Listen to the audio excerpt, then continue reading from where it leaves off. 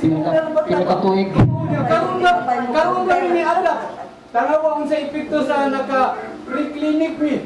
Kadalagon ang Diyos kay kami mismo sa mga kagalingon, napila mo ang kalipay nga di kabayran. Nga nakasaksi mi atiman sa mga isikataw ba nga. Wa na to nami. Unya, pagdoon dito, nagtakiang, luoy kay naon, pag-uli, masalagon. Ikaw po nga nagkaservisyo, malipay ka kay nalindot ka sa epekto. Oh, first day pa lang, ko kanindot ng dayani nga nakabuhat ay. So, ako naingon nga, giwala ang Diyos, nagulan siya kaya ba siya. Una nga, nagay ko ng Diyos kang Kuya Boy, nga, ang pagkaroon. Kuan ka ng kalainan sa love bunay, another of love, one another. So, all things work together for good. Hindi lang kay si Brother Boy, tanang kay Sunan ano.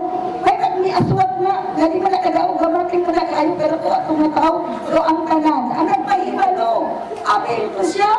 Dili imislok mo ang pasalamatan, ang nagtanan mo nagpislit. Kay all work together for good.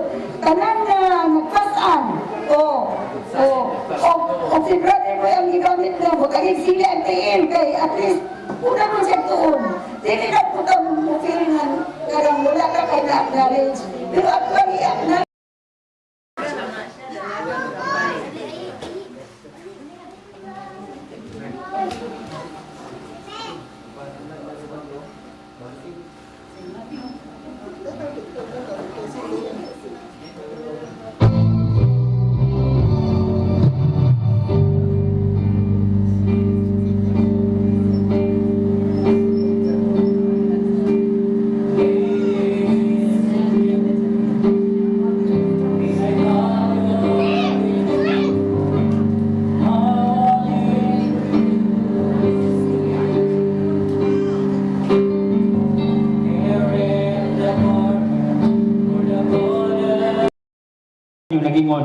It was Judas Iscariot, a man who professed to be a follower of Christ. Nagaangkon siya na siya sumusunod, katawhan ko sa Ginoo. Unsay kalainan ninyo?